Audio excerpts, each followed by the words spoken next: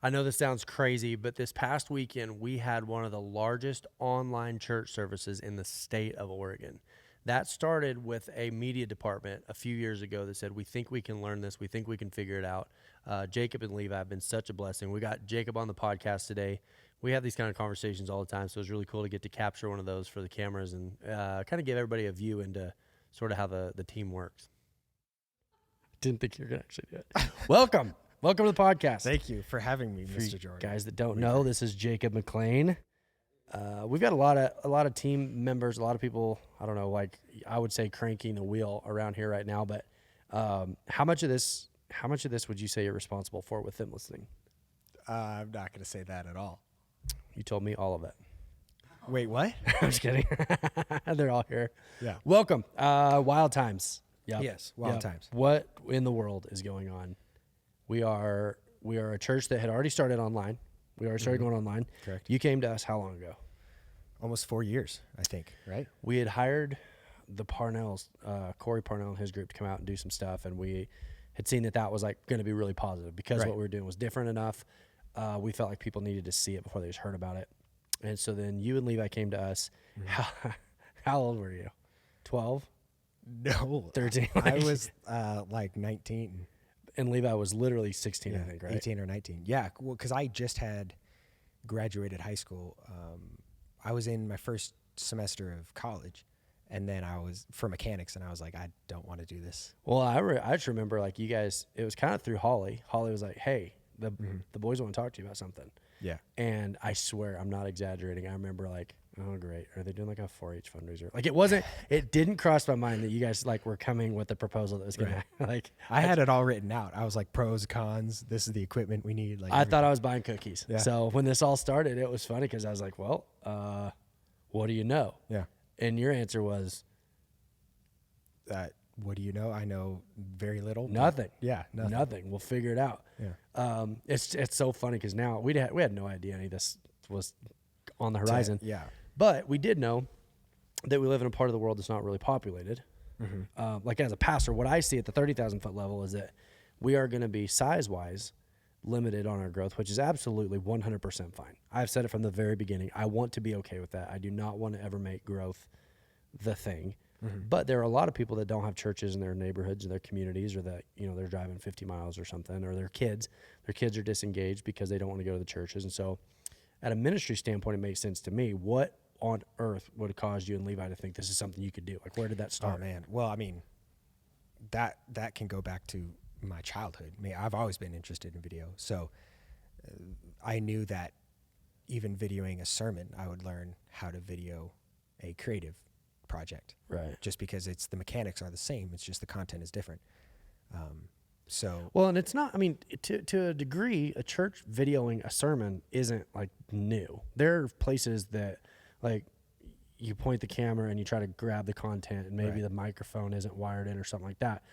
But we knew like early on, and I love what you just said, like there was a creative aspect to it of like, we wanted people to feel like that they literally were a part of something that they geographically weren't even in the vicinity of. You're right. So for you, it's funny because for God to bring you in with this concept of creativity, more so than just capturing, like there's a creative aspect, that wasn't, I mean, we didn't have that talk. That wasn't something that I was like, listen, this is what we're going to need. Yeah. You just. No, I mean, I had an idea going into it of what I wanted it to turn into. But I knew that it wasn't, you couldn't go 0 to 100. There's a process. And so, Well, we were collectively at 0 too. Like as a church, we had nothing. right. Scott Johnson had said, hey, we need to do something live. And we're like, we know we're not there yet. Yeah. I mean, we knew that was something we'd like to think about, but it just wasn't feasible. I mean, Yeah. we didn't own, what did we own for equipment? Nothing. I mean, like before I came? Cows. Yeah, cows. Cows and pews. No, I mean, seriously nothing. Yeah. I mean, we came to the table with, we know how to record sermons, and this is the gear we need to record sermons. And Well, and you guys were coming to the table with 0, and we really were coming to the table with 0. So to a degree, I think we all knew we were going to be learning together. Like we expected that it was going to be a growth.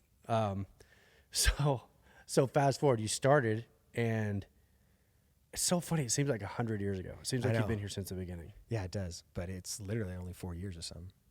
And so I mean, I know that we never sat down and gave like an ABC literally, I'm not kidding. It felt like we didn't know what we were doing.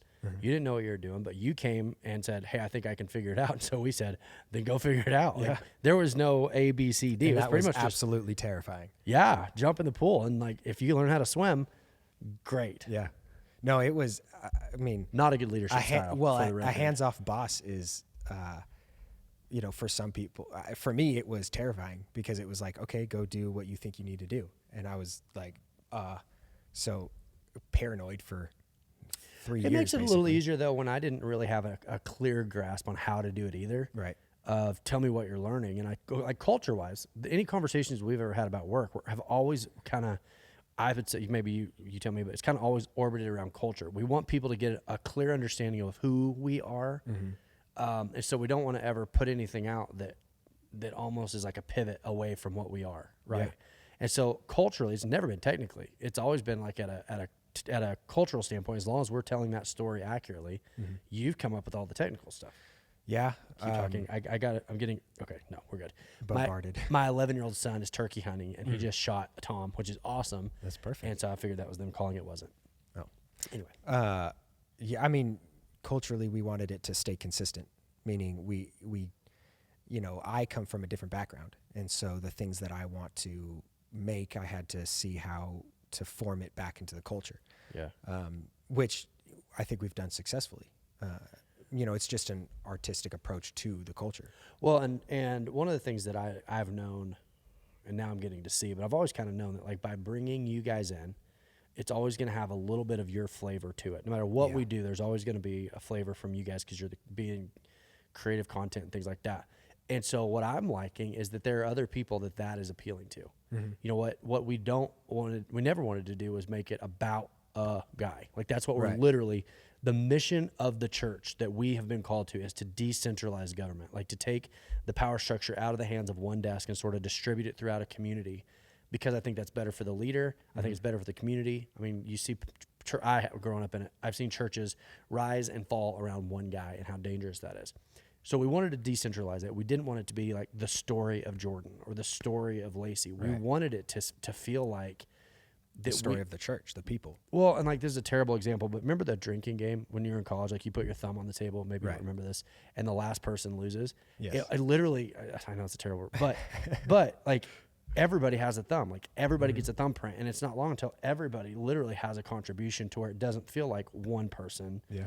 It feels like an us thing. And so you brought that to the table for us. I mean, both of you guys right off. Yeah. Yeah. I mean, I have been watching content my whole life. I mean, I can think back to, I think YouTube started in 2010 or something like that. And I was full on. What? Yeah. And then full on watching, I think maybe even earlier, 2009.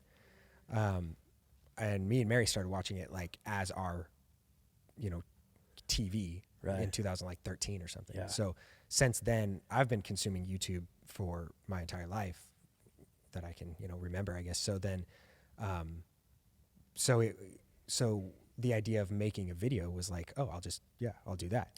Thoughts and prayers to Lacey Weaver, who has gotten very, very addicted to TikTok. But she said it the other day. She said, she has? Oh, dude, like it's a thing. Like we're going to have a family talk. My kids, my 11-year-old son walked out in the living room with my 8-year-old daughter, and they both were like, you guys cannot be on here. You're too old for this. That's hilarious. But she goes, I love the creativity of this generation. And I think you guys are growing up without the gatekeepers.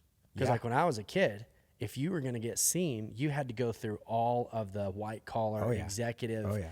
We decide what's funny. We decide how it feels. We know what sells. We know what we can sell commercial advertising to. And so we almost had this like, we have to get approval. Yeah. Where you guys are coming up going like, we've been creating content since we're literally children. Seriously. We don't have to go through gatekeepers. We know what's funny. We know how to tell our own story. Absolutely. And so that to me has been really cool because even like a church, like I don't know. I probably shouldn't say this. I'm going to. I've got friends who like getting on TBN as a pastor. Right. That's like their mountaintop. You could not drag me onto TBN. What is TBN? Trinity Broadcast Network, I think. Okay. I'm not sure if I'm allowed to say that, but I'm going to. Okay. You could not drag me on there with a pickup. It is like golden angels and songs I and see. bless you and like the makeup and the hair and like there are people that they were so ingrained with the gatekeeper concept of like that is the stance or the staple or the standard Right. of you've legitimately arrived. And I think that from a church perspective, if we're not careful, like I don't want there to be gatekeepers. I want to accurately tell the story that we feel called to tell, which is a story about Jesus to people like us, far from Jesus, people that are completely lost, that if you ran what we did through someone else's filter, it wouldn't be us anymore. Right. So for your generation to come in, we needed like your age to come in and go, we can do that. Yeah. We can tell it the way that we want it told, because maybe we knew that, but it wasn't like, it didn't seem as like attainable, maybe. Yeah. Well, I mean, I was watching interviews with Martin Scorsese when his group of friends, when they were first making films, it was like there was no other movies to be seen. Right. So everything they made was something to watch, and so people loved it. And it's the same kind of thing where when content started streaming in on YouTube and all the social medias and Mostly stuff. Vine.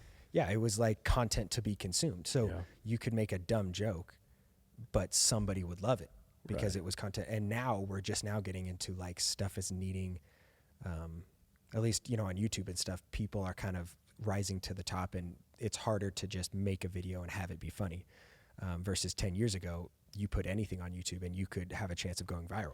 Well, it's almost the wild, like, we're doing this. Yeah. I remember as a kid, I mean, I'm dating myself here, but I remember when I was a kid, we used to watch Funniest Home Videos. Oh, yeah. Like, we would have to be in front of the TV AFV. when it started. Yeah, AFV. Listening to Bob Saget, who we thought was a trustworthy character because he was on the show. Yeah. Like, he was the dad, the Fuller dad. Turns out he's just an absolute dirtbag. Yeah, that but makes sense. like the Funniest Home Videos, we just loved watching. Like, oh, the chicken's chasing the little kid. No, it was Ron Bergeron. Isn't that it? When we started watching AFV? It was Bob Saget. And I'm telling I you have what, no the idea. first time I ever heard Bob Saget in stand up, like I thought he was like the Fuller dad or whatever. First time you hear him in stand up, you're like, Yeah, it's like, oh, dude. what? Yeah. You're a scumbag. Yeah. We trusted him. But my point, totally off topic, but my point is like, you would watch that because that's where you got to like see people's stories told, but there was still a gatekeeper. You had to submit it and then kind of like, oh, is this funny? Yeah. Is this funny? So that And same like, thing was when me and Mary really started diving into YouTube was Shay Carl and the Shay Tards. So it was just vlogs. I'm not kidding. Like it was just a dad, a very funny dad that just started recording his family's life. And it was hugely entertaining. I don't even know why. I mean, to be honest, if it was on right now, I wouldn't necessarily be entertained by it. well, the standard, like you said, the standard has started to go up now. Yeah. Because we're now used to people uploading their own stuff. But it And was so just now it's- the concept of watching, somebody's story. Absolutely. And I am such a nerd for story. And so that was our content, was daily 15-minute videos of just this family's life. yeah, and I tell you what, when you take the gatekeepers away, Yeah. and it is a capitalistic concept where what is funny rises to the top, what's not funny doesn't. And there's nobody that gets to dictate that in advance.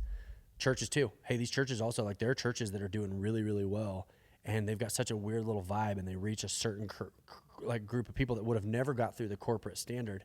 But it's so interesting because now you get a whole new concept of what it means to be funny, or what it means to be creative, or what it means to be impactful. Like instead of only one person's opinion mattering for everyone, it is literally a free market that says like it is based solely strictly on the value of the content in that moment. Yeah.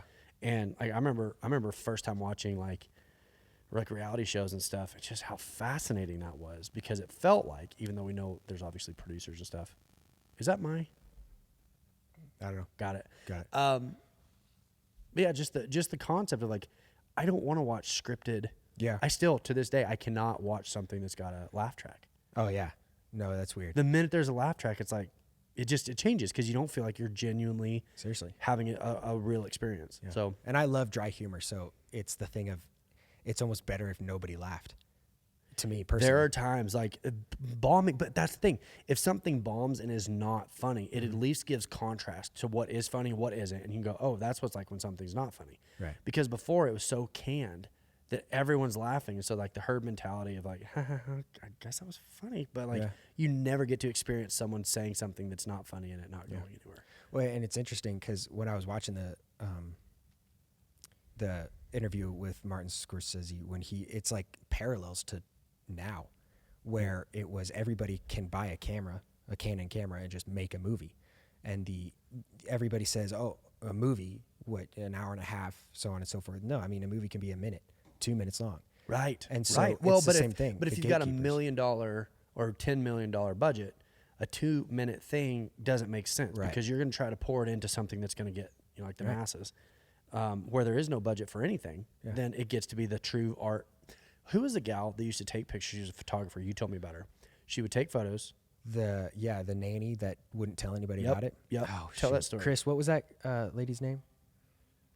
She was a nanny that would just take Circle photos. back. Just tell the story though, because in my mind it speaks to the true, like the heart of what art really is, without the money and the pressure and the corporate fingerprints being involved. She, the whole story is she took photos for herself, for no other purpose, not fame. What was it, Chris? Vivian Meyer. Vivian Meyer. She would take photos for herself, meaning she wasn't releasing them. She wasn't taking them for fame or anybody else to look at. And how they discovered them was she passed away, and they were cleaning out her stuff, and then discovered these amazing photographs. And there's no way to accuse her of selling out, because she never did it for anybody else. She did it. Seriously, she died without having any recognition at all. And then those photos became like, they exploded. And that's beautiful, because like you can say that somebody saw an opportune moment to sell them for the story. Sure. Like her story became part of the corporate sales concept. Right. But in that moment, that is what I'm saying about like the 2-minute video. It's not necessarily being made because somebody's paying you to do it. Right. You're literally just pursuing whatever you think is funny in that moment. Well, and that's big for me. I have tons of videos that my family has seen. I don't post them. I'm not a big poster on Instagram or anything like that. It's just having fun with my friends. Yeah. What's interesting to me is that concept, because that is true about you. And I feel like to some degree, like I post quite a bit on social media because, and I used to not. What it does for me is it allows me to feel connected to people that I know love me. And I know it sounds really backwards, but we're to the place now where like, I know there are people that love me and care about me and genuinely are interested about what's going on in my life. And there's no way I can reciprocate that. There's just, it's just not there anymore. It now allows me to like feel connected. So there's some familiarity. But what you're saying about the genuine, authentic part of what you're talking about with the core of art, I really honestly love that in my own life. And so the combination of that, I think, is why what we're doing online makes the most sense, is because you never get the sense that somebody's behind it, like cranking out the machine or anything. It's just live, die, sink, or swim. If it goes huge, if it doesn't, we're both on the same page. We're taking both parts of our personality, and that's where I hope that the end result, we've had this conversation, like there are times where we'll talk and you'll go, that just kind of feels cheesy, or like, that doesn't really tell the story. But you and I, that's the one train track that you and I constantly come back to, is like, is it genuine? Yeah. And I can say that I honestly have been, if we blew up for some reason right when we started making videos, it would not be as good as it is today. You start chasing numbers. I don't think, how could you not? Miles Davis said it takes years to learn how to sound like yourself. Yeah. And until you learn how to sound like yourself, success is not what you're looking for. Yeah. Because all of a sudden you start chasing success. I think a person departs from learning who they are, and instead goes, well, I got to abandon that because it doesn't always get the success, and then starts chasing the success. And that's where you get the gross kind of mainstream sort of a feel, because you don't feel like you're getting a real sense of who that person is. Well, and it's sad. That's what YouTube has turned into now.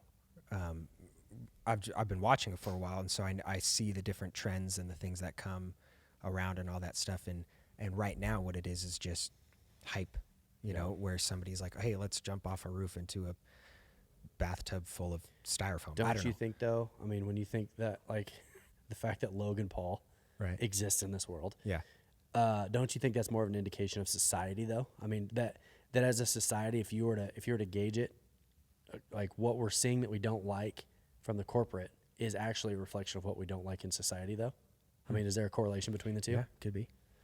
Because I don't think as a general sense, I don't think that I realize that I've got to preach at a, I know it sounds terrible, but like a 5th grade level. As a Okay. youth pastor, when I was a youth pastor, ADD is rampant. Sure. You know, you got boys and girls and they're teenagers and they're in the same room together, and it's maybe kids they don't go to school with, so they only see each other that one time during the week, and like you are Chaos. just always having to battle with attention, right?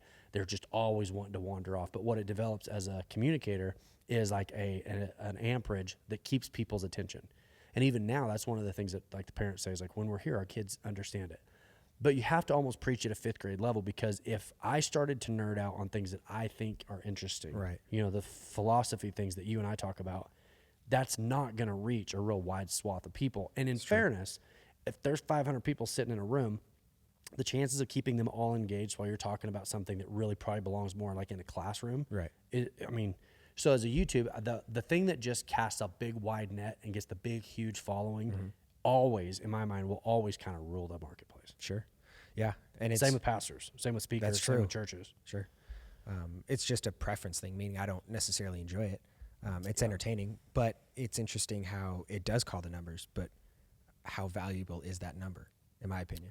See, and that's my frustration right now is that we as people, the herd mentality, we're never getting away from it. We're always going to be herd, HERD, herd aware, Right. which means that person has millions of followers.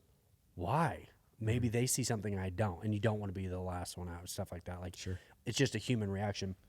What does frustrate me though is when that, like from a ministry standpoint, I see this a lot right now, where you see a little pastor in a rural town that's got blue collar, salt of the earth, show up early, stay late, dirt under their fingernails kind of people in their church.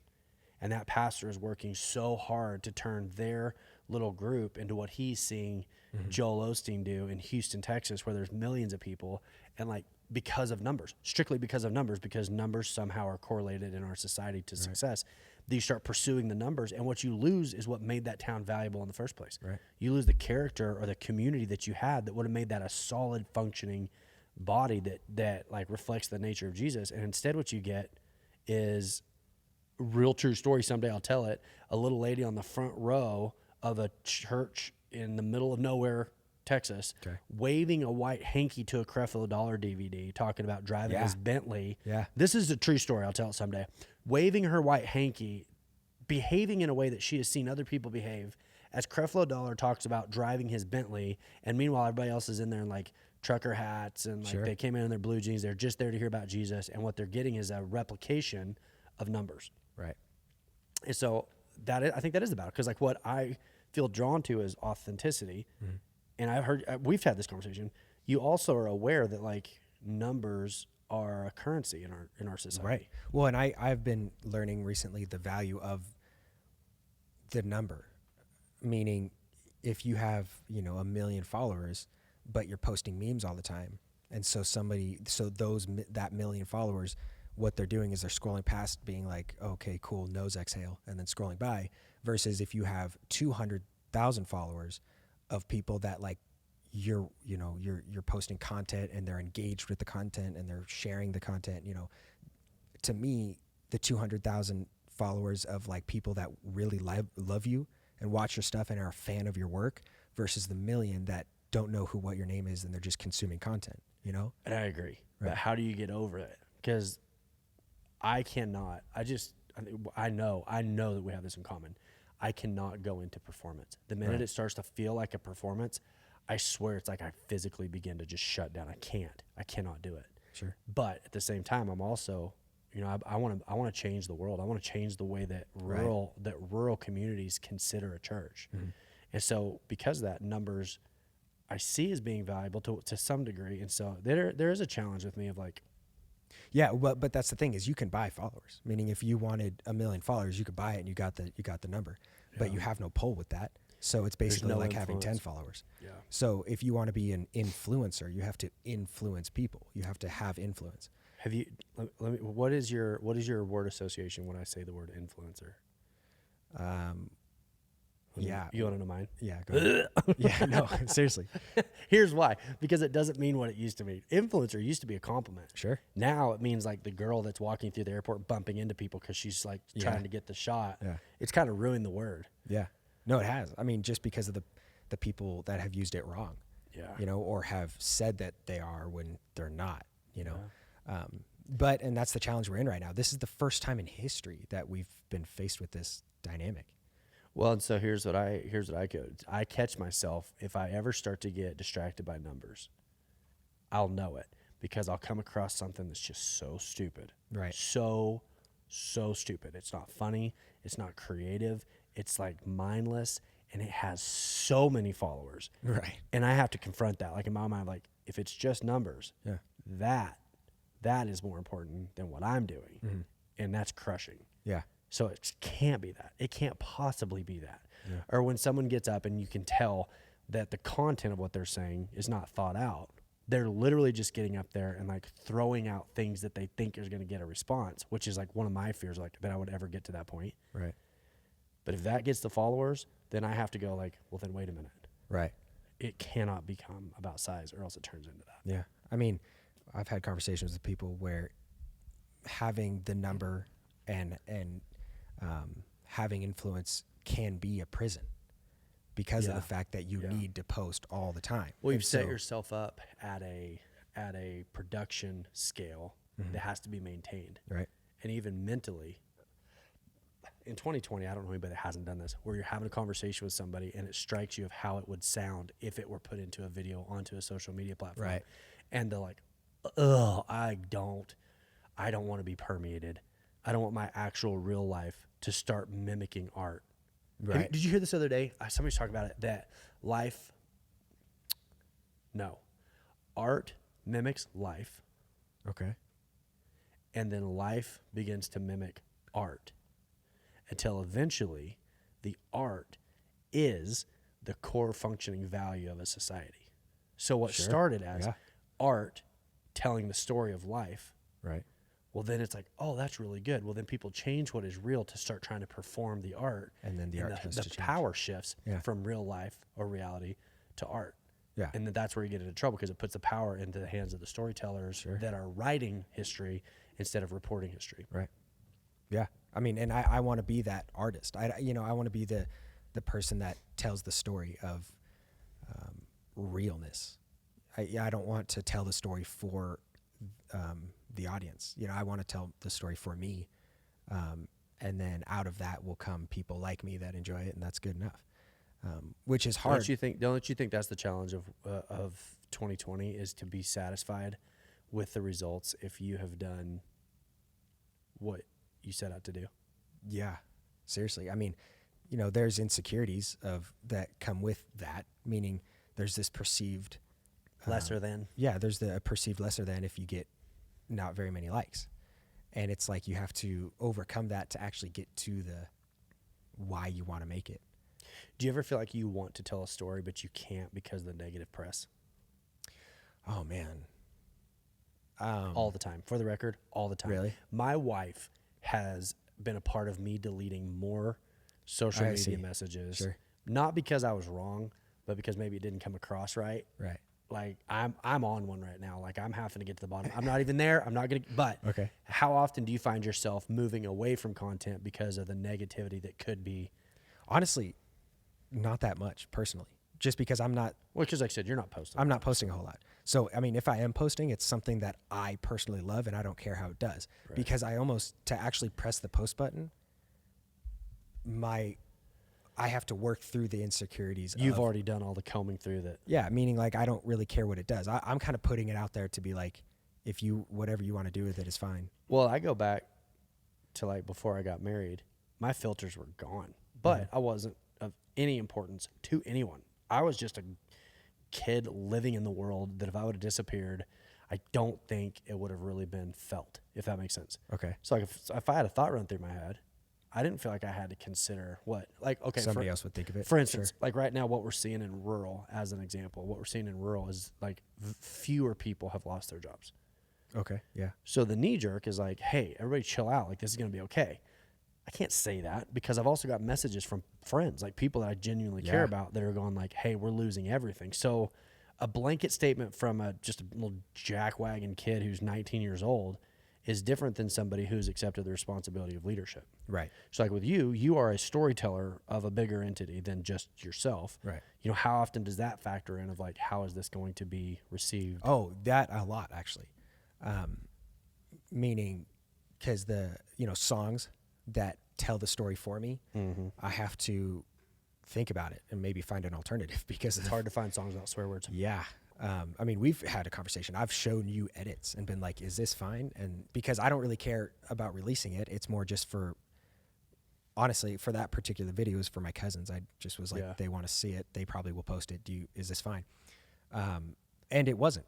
So, we changed That's what's crazy is that my personal standards are different than my professional standards. Absolutely. And what I mean by that is, and I've been very open about this, I grew up not swearing. Right. And because I never, ever, ever, ever, ever said a swear word, even though I started swearing when I was like 4, but never swear. And because I never said swear words, I thought I was better than people who did. Okay. And I think that is way more gross than now. Like my language is getting better. I would say I've got average language, except for a pastor. For pastor, I have like questionable language. So, but I say that to say this, it's getting better. But I also want to be careful what I put my stamp of approval on, because there are things like in a year from now, I don't want to be tied to something that I'd said 2 years ago. And now I'm progressing and I'm like, I don't feel that way anymore. So I'm careful about what I will put a rubber stamp of approval on. Yeah. Well, that's interesting. Even if it doesn't offend me at the moment. Yeah. If that makes sense. I guess that is a filter I run things through. Because I have the same thought, meaning, I was already feeling suspicious about that particular song, not because I have any offense with that. It's more the thing of like, okay, me in 10 years, do I want this to be in there kind of thing? Do I want to look back and say, because I want to be able to look back in 10 years and say that is still awesome. Right. It goes back to the... Yeah, you don't want to timestamp or limit it for later if it's avoidable. Yeah. It goes back to I had a mullet in high school. Yes. And everybody was like... why? That's awful. You're going to regret that when you look back at your year pictures and stuff, yearbook pictures. And I was like, no, I'm not doing it because it's society cool. I'm doing it because I want to do it right now. So then when I look back at that moment, I could be like, why did you want to do that right now? It's not the... On my wedding day. Sure. In my lifetime, God help me, I will have one wedding. Yeah. And everybody told me I had to cut my hair. Okay. And I was like, I'm not doing it. I'm not doing it. I will not. It's like this nonconformist sort of a thing. And I look at my wedding pictures now and I'm like, wow, because I didn't fix it. Like usually I would like put it back and stuff. And I was like, fine, you guys. I don't know. Like, who was I rebelling against? Well, it hurt me because now my wedding pictures, my wife is so pretty and so classy. And it literally looks like I'm like, huh? Like just hair everywhere. And my kids now, every time they see their parents' wedding picture, I wasn't thinking about the responsibility of later. Right. I was in the moment and I was like, well, and that's interesting. When I've done particularly hairstyles out of rebellion of like, I don't like this, so I'm gonna I'll show protest you guys. it. My 21st birthday. My grandparents wanted to take me out to a nice restaurant, like a really, really nice restaurant. And at the time, I was thinking, you can't get drunk at a nice restaurant. Well, that was it was going to be expensive a little bit. And so in my mind, I was like, why don't we just not spend that money on the food and dressing up nice? I don't really care about the experience.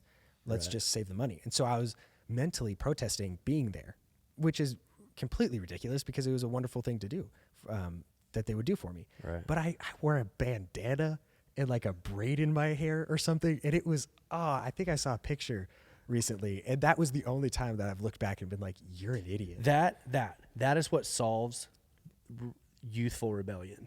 It's not that somebody finally crushes you down and you have to conform. Almost never is it that you get the dream job, like a Hallmark movie, and the boss is like, time to grow up, son, or the father-in-law. It's almost never that. It's almost that you end up eating the consequences of it at some point, and you're like, oh, my rebellion isn't fixing the world. My rebellion is hurting me. Well, and that's a good point, because I think sometimes documentaries can be out of rebellion.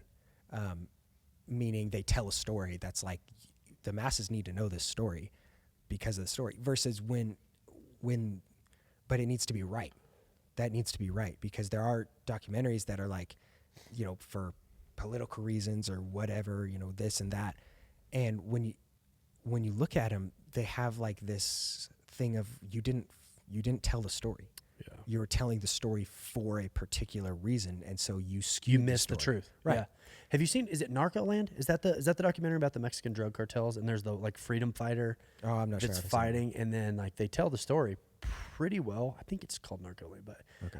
and then it gets to the end, and like this big, tall, heroic figure is like loading up his girlfriend, and he's telling the camera guy like, "Don't tell my wife," or maybe the wife knew, and then all.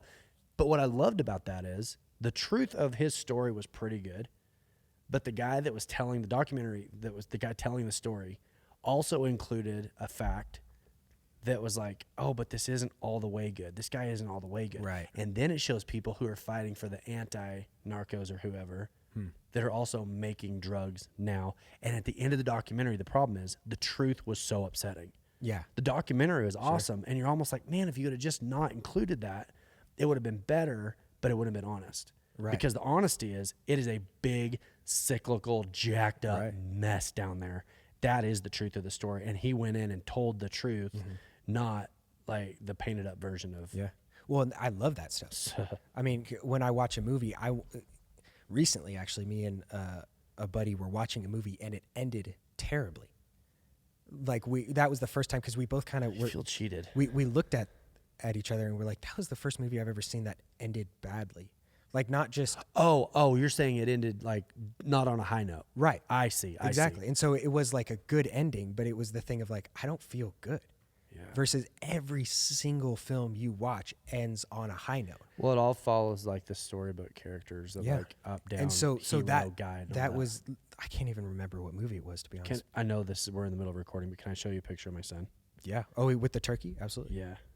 I'm going to hold that up for you, and then I'll hold it up for the camera. I'm not sure. Well, if we'll send it in the camera. We'll put it in there later. That is rank. Yeah. No, that's Babe, awesome. I'm sending you this picture. I know this is so unprofessional, but I'm sorry. I'm sending it to Lacey, and we're done. I am raising little Hiawatha. Yeah, same thing though, because you at least like I remember, what movie was it where it ends with like a plot twist where it all falls apart? I'm trying to remember. Like Road to Perdition is kind of that way. I haven't seen it in a long time. I don't remember exactly the ending. But I loved it. Yes, because it was literally the director saying, there's some a freedom. things end terribly. There's a freedom in it. Yeah. Of like, hey, sometimes the truth is not. And that's awesome, because that guy would have had to go through so many layers of people saying you can't end it like that. Can I soapbox for just a second? Sure. I think it's ruining our society, because like right now with the COVID thing, people are like, do you want to risk a life? We just want black and white. Yeah. We want black and white. Simple solution. Are you a good guy or are you a bad guy? And if you're a bad guy, you're going to risk people's lives. Then never drive again. Never get in your car and drive, because there are 3,700 deaths globally every single day, and you're responsible for one of those if you are driving a car and an accident happens. Right. That's too much pressure. Like, but we're so geared to this Disney mindset. We have nerfed the world so much that people think everything has a simple, one-dimensional solution, and it's just that easy. And if you're not following our one-dimensional solution, and what they don't realize is, think of this. I'm not even sure if I'm allowed to talk about this or not, but think about this. You've watched how many movies in your life? All of them have ended well. Yeah. So you grow up. Sure. Almost subconsciously thinking, I know people like this, at least that it'll think end that well. the improbable is the most likely. Right. You're like, no, if something is improbable, it's because it almost never, ever happens. If something is impossible, it's because it cannot happen. And yet when you say the word improbable, it's almost like now we're geared to like, so it's probably going to happen. Yeah. No, if it was probably going to happen, then it would be probable. And if it was possible, then it wouldn't be impossible. And so now it's like this whole world has got this approach of like, well, it's real simple. There's a solution and it's easy. No, it's freaking not. Like, like when you start, okay, think of this. If you had lost a loved one, say you'd lost a child overseas fighting for the freedom that we experience. Okay. Dead. Lost a child, dead. I can't imagine what that would be like. But if you lose the life of a child fighting for our freedom, try telling that person that we should give up our freedoms because we don't want to risk making someone sick. Yeah. Now, that's not a simple solution either, because there are two sides to even that story. But what frustrates me is people who are almost like they're almost like wanting us to give up our freedom, because surely the government knows what it's doing, because we've been taught in the end it all works out. Right.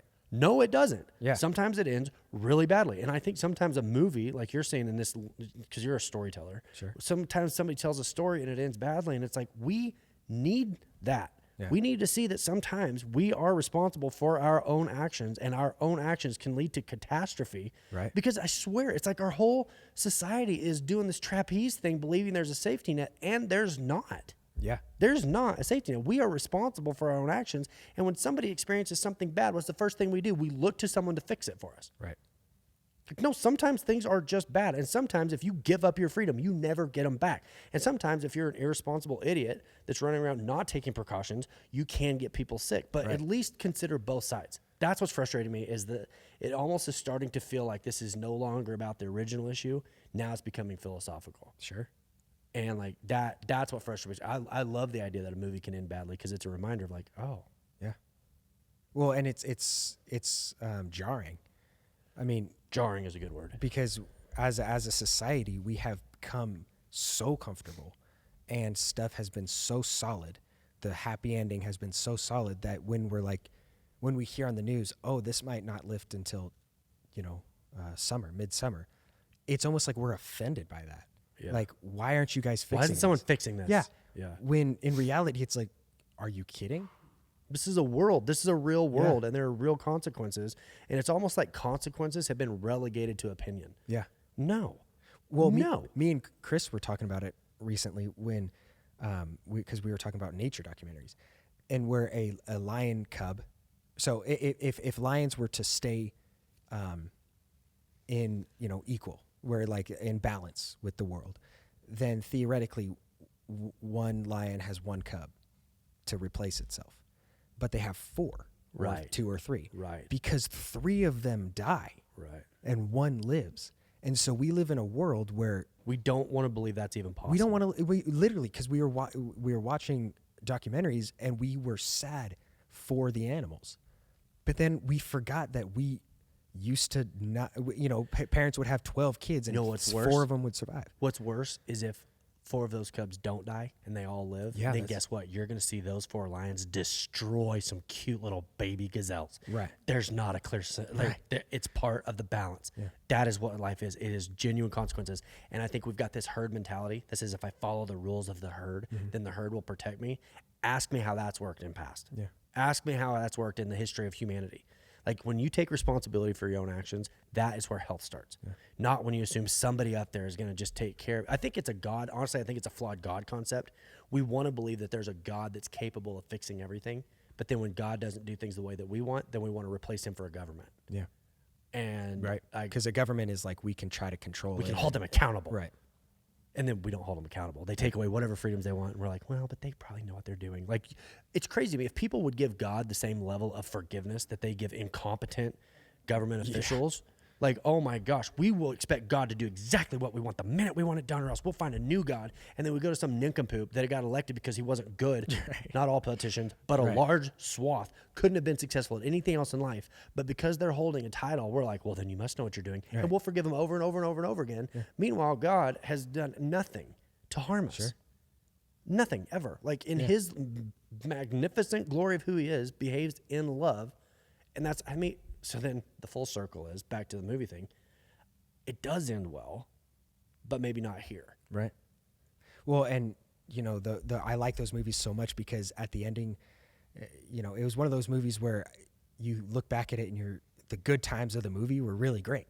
Yeah. Because it wasn't just like, oh, they're, the same thing of, the protagonist meets a antagonist and you have, conflict and then there's a climax and the ending and everyone's happy. Versus this one was all around we constantly were looking at each other like, what is going on? Because we have no idea because it didn't follow the thing. So when we look at, it might not be lifted till this, people are offended. It's like, we live in a world where 4 of the cubs die. Don't you think that's why Game of Thrones was successful early on? Because you get connected to You a get character connected and to they it, just smoke him down and you're like, Yeah. that was the main guy. Yeah. I mean, because we're constantly ingrained that if there's a main character, it's going to survive. Right. Meaning you can rest on the fact Right. that main character is going to live. And Game of Thrones was so entertaining because you did not know what was going to happen. Yeah. Well, and I think that's what's so interesting about our faith is that death Right. is the final, like, positive act Right. towards eternity. Sure. And yet the world treats death like it's the final condemnation. Okay. See what I mean? Yeah. Like as long as the person doesn't die, it ended well. Oh, they're about to die, but as long as they don't, it's okay. Okay, they're okay. Yeah. They lost a leg, but they're okay. Right. What Christianity says is, if we lean into that death concept and go, we accept that this life is not why we were created. We were created for what happens next. We are living right now, growing into that. Then I think that's what baptism is all about, is saying like, okay, I already accept the finality of death, Right. and that is my final promotion, rather than the ultimate bad. Right. I mean, we were talking about, in your sermon, you mentioned how if we look at life as a ramp up, not a ramp down.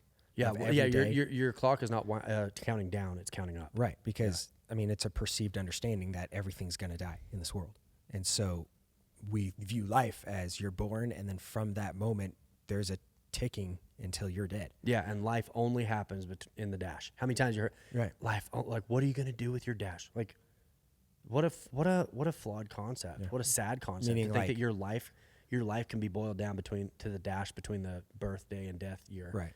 That your life is the dash. Like, that's not even close. Yeah. Like, in fact, if what Jesus said is true, the gospel says, like, our life is a process of learning to grow forever. I mean, that's an eternal thing. Yeah. I mean, I am such a condoner of a lifelong learner. Yeah. Because if you view, I kind of view my day as, what did I learn today? Did I learn something today? And then I judge if it's been a good day or not. I mean, that can be flawed in itself, but well, how many people do you know that like they are convinced they have to experience everything?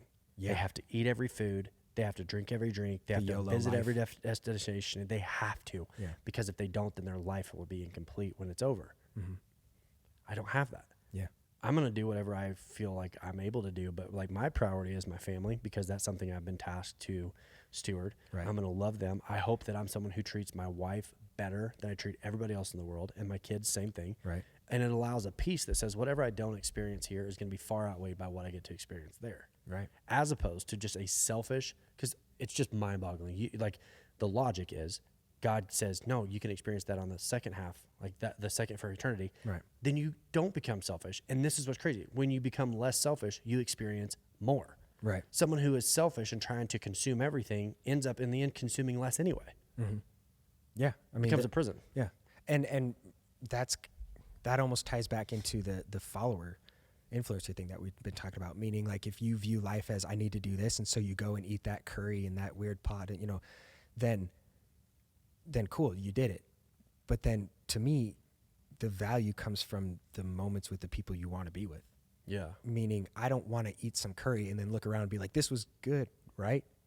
And nobody's there. Right. Versus I want to eat a fine steak with the people I love.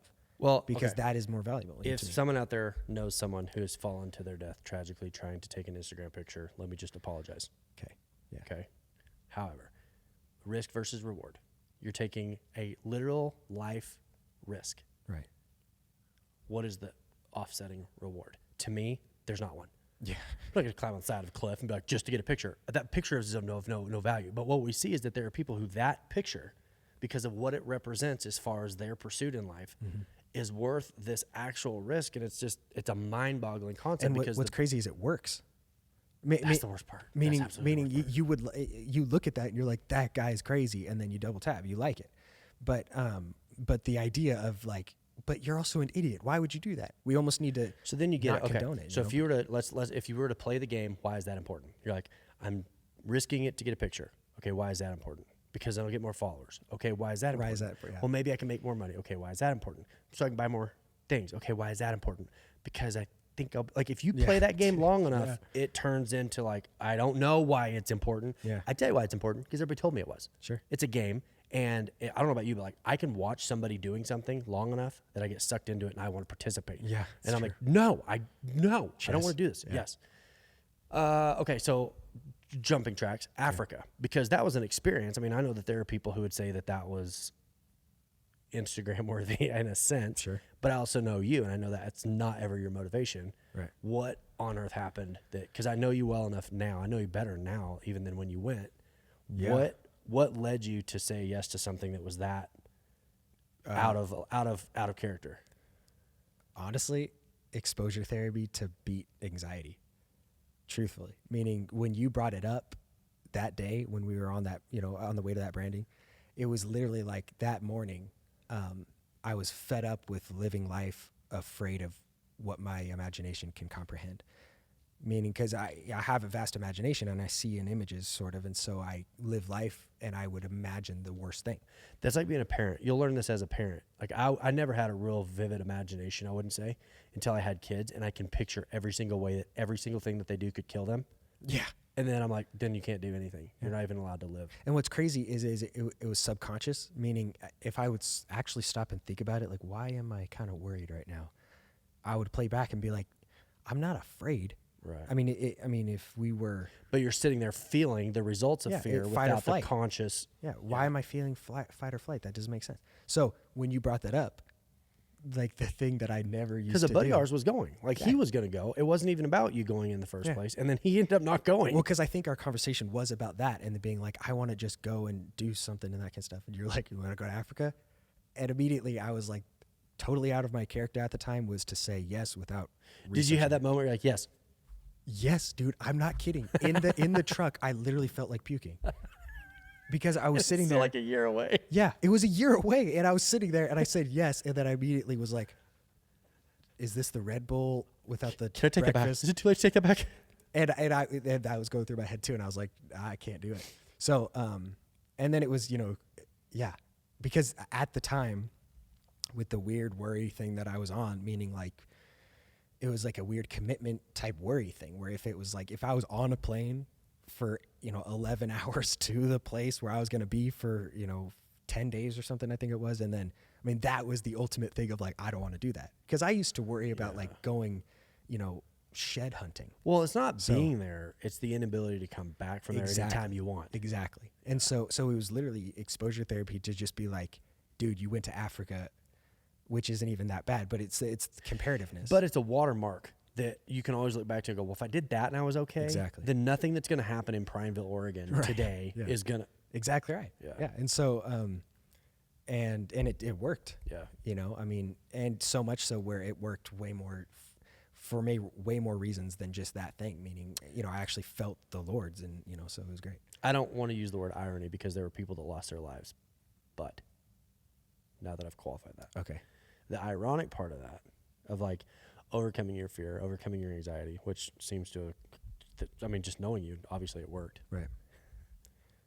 I have to compartmentalize. Okay. I know that people lost their lives. That is not funny. Are you talking about the plane crash? Okay. Okay. Now I'm Stop laughing. giggling. Now I'm laughing because I'm laughing. Yeah. It's not funny. It's not funny. But you said I wanted to go do something to overcome my anxiety. Mm-hmm. And when you got back 2 days later, the exact same airplane that you were on. Yeah. Crashed because of faulty mechanics. And then they pulled all that model of Boeing out. So you were sitting on the model of Boeing, but more specifically, the actual flipping Boeing that actually crashed. Yeah. No survivors. No survivors. But here's the thing, though. That doesn't now scare everybody's me. like, why was he laughing? I was laughing because I wasn't supposed to laugh. Right. That's what makes it funny. No, it's because I would be worried, and then I would play through, why am I worried? The fight or flight. Why am I figuring this out? Yeah. And it's literally like I have the personality where if the plane was going down, you'd be more okay. I would be giggling. It's the kind of thing where it's like, I don't care about being in a plane crash. Okay. 1 second you're, everybody's freaking out around you, which would be scary. And then you're dead. Right. So that's the kind of thing where I would be like, I'm out of control now. That is less terrifying than being stuck somewhere for 11 days with people you don't know very well. Than being in control, if that makes sense. Yeah. And so anyway, that was completely awful. And it was weird too, because you can imagine that, maybe even the staff was the same people and stuff, which is the image. Anyway, but yeah, so that was the Africa trip, was to figure that out initially. But then it turned into way more because of the fact that I was doing it for that reason of I didn't want to worry. I wanted to be a person that can walk through life and have joy rather than worry about stuff. Right.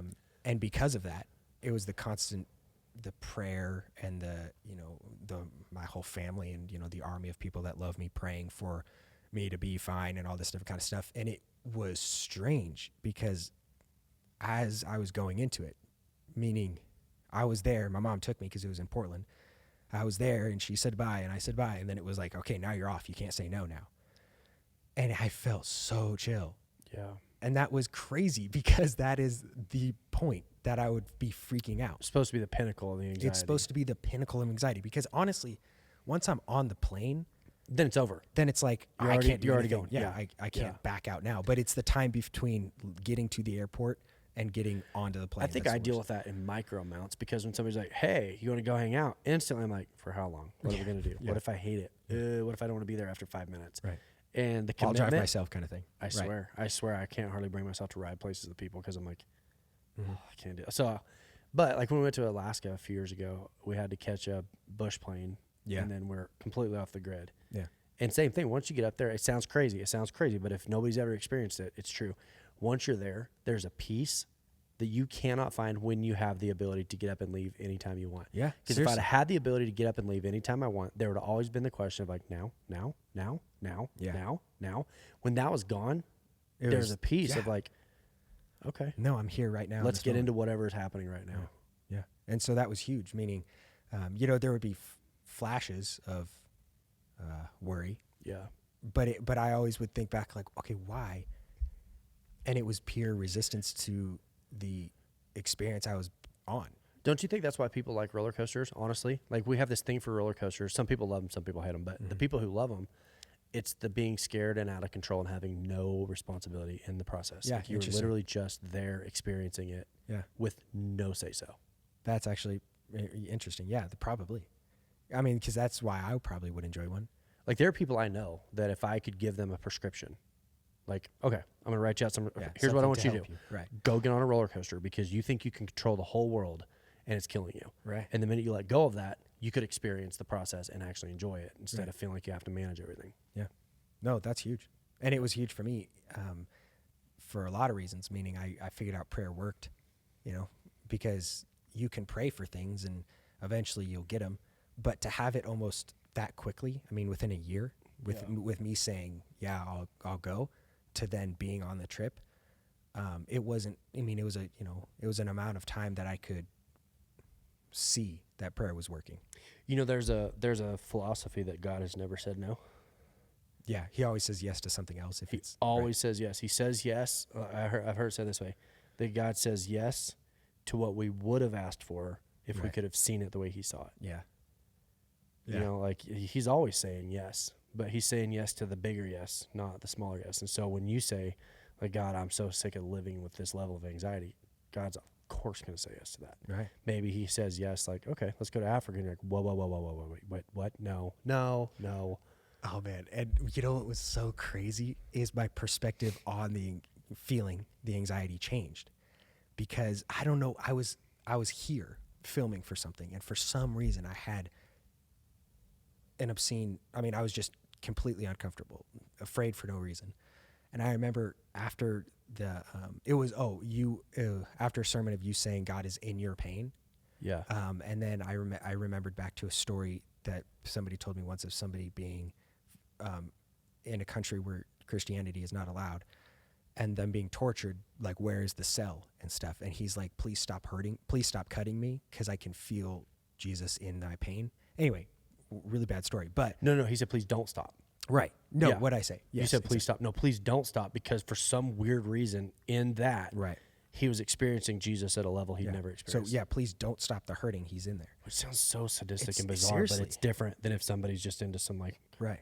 weird So- garbage. So out for that morning, for some reason, it was insane. And so, because I usually record at the times of the live sermon, I would record and then take the footage, walk back, and start importing it anyway, because of timing stuff. So I was back there, and Mary was worshiping and stuff, and it's like my own little room.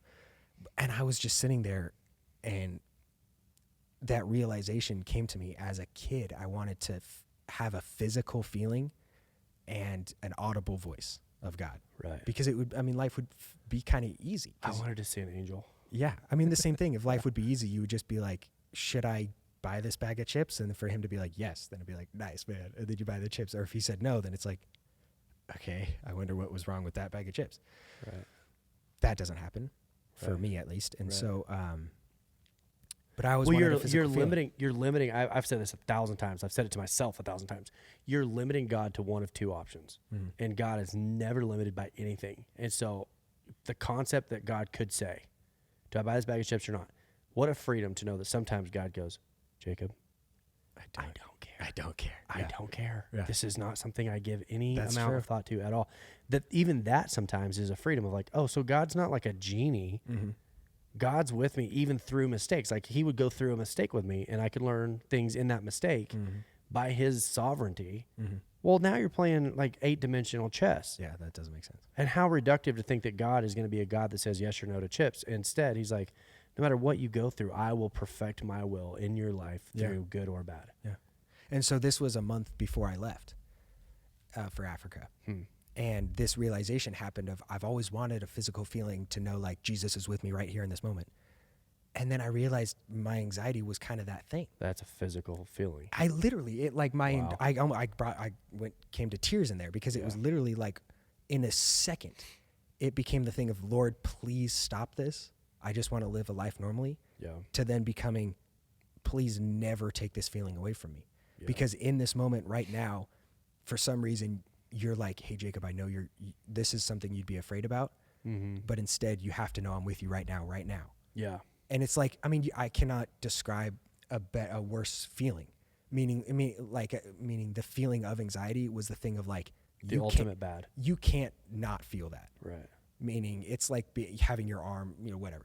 You can't not like not think of it when it's happening.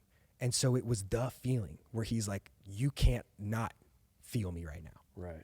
You're in a scary moment. You have to understand I'm with you right now. Wow. And that was like completely mind altering.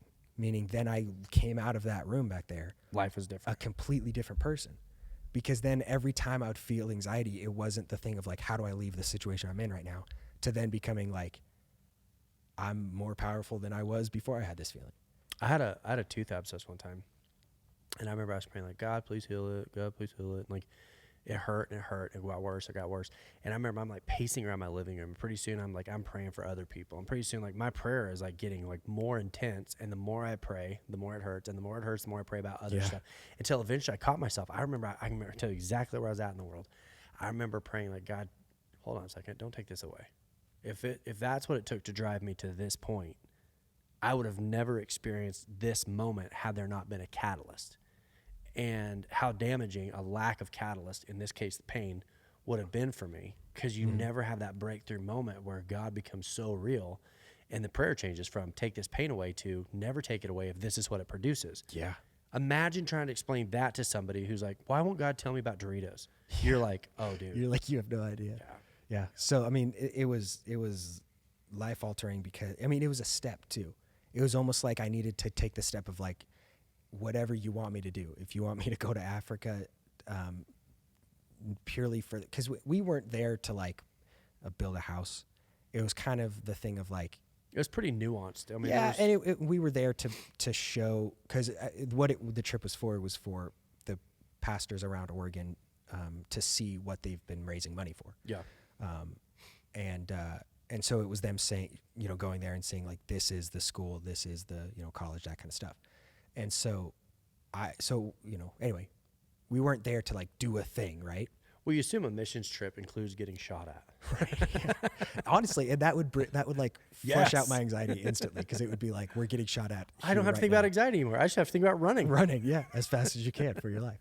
And so, we weren't there to like do a thing. So it was purely kind of for selfishly my own battle. Yeah. And well, what's funny is, like I said, the thing that caused you to think you were going to do it in the first place was the buddy of ours that was going to go. And then he went through some life stuff and didn't go. And it's almost like sometimes at a rodeo, like they can't get the bull out of the arena. So the rodeo clown will stand in the gate, and then the bull runs at the clown, and then the clown moves, and then you got the bull caught. And it was almost like our buddy was like the clown in the gate. And you're like, Africa, because you thought he was going, you'd have somebody go with, and then he moves, and it's like, because I remember the time when we were like, I don't think he's going. And instantly I was like, no, I'll still go. I'm still going. I'm doing it. I don't care. And it was one of those moments of like sheer kind of panic of like, I'm still going, right? And it turned out great. I'm glad I went. But it was more for, selfishly me, I guess. Well, I will tell you this. Today, here's what I've established. Anytime I think of Jacob's inner monologue, you have a mullet. That is how that is how I want to picture you talking to yourself of like, listen, Jacob, we're going. Yeah. Well, hey, yeah, we'll do this again. I mean, like this to me is easy because we're talking about just regular stuff. So we'll have you, what's it called? Reoccurring guest. Well, and the other people too. I mean, we'll just do this with, this is easy because I staff. feel like we get to talk about whatever's going on. Absolutely. So. Cool. Thanks.